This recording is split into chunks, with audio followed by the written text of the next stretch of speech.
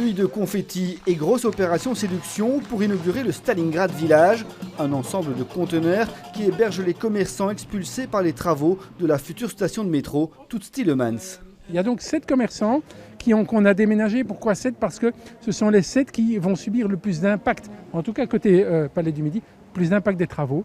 Et donc on les a mis ici pour qu'ils puissent continuer leur activité économique. Une installation temporaire pour 3 ans, financée par une partie des 10 millions d'euros octroyés par la région pour l'accompagnement des travaux. Pour les commerçants, les promesses ont été tenues. C'est mieux que rien et en même temps on peut dire qu'on est dans le quartier et en dehors du périmètre de chantier. Donc ça c'est aussi un grand avantage. Une solution négociée pendant des années, accompagnée d'autres avantages pour faire passer la pilule. Les commerçants ne payent pas de loyer sur le Village Box, tout comme la ville, pour aider les commerçants dans les nombreux bâtiments dont nous sommes propriétaires ici dans le quartier, à décider une exonération des loyers pendant la période de chantier. Reste que dans son magasin de sport, déplacé de 300 mètres, Mounis se prépare à vivre 3 années difficiles. J'ai perdu la moitié de mon espace. 50% de l'espace, oui.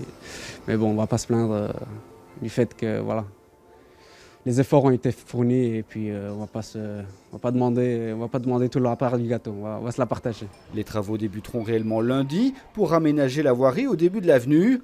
Le tunnel du métro sous le Palais du Midi commencera à être creusé fin octobre.